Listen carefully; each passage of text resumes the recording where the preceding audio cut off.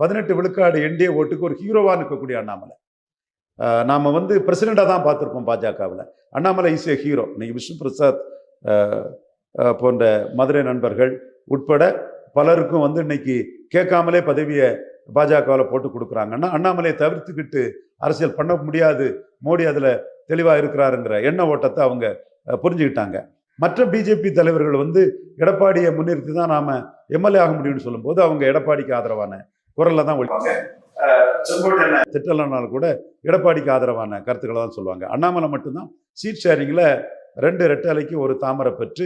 அண்ணாமலை இன்னும் அவங்க கட்சியில ஆடோன் அவுட்டா தான் இருக்காரா? நேற்று கும்பகோணத்துல நடந்த நிர்வாகிகள் கூட்டத்தை அவர் புறக்கணிச்சிட்டாரு, மிஸ் ஆயிடுச்சு அப்படிங்கிற மாதிரி சொன்னா கூட வராதது ஒரு விமர்சனம் ஆயிருக்கு. என்ன மாதிரி பாக்க? 10ஓட 11 அத்தோட நீ ஒண்ணுமல்ல அண்ணாமலை. அண்ணாமலை தனித்தன்மையை கொண்ட தலைவர். அண்ணாமலை 11.4 விழுக்காடு வாக்குகளை தமிழக பாஜகவுக்கு மோடி பிரதமர்னு எடுத்து வச்ச தலைவர். ஸோ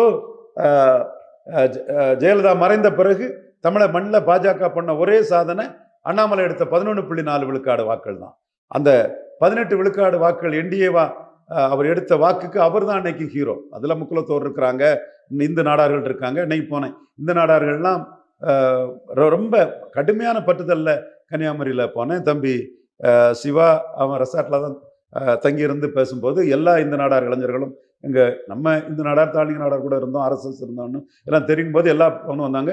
எல்லாரும் அப்படி ஜாதி கடந்து அண்ணாமலையை தங்களுக்கு லீடர்னு தான் பேசுறான்.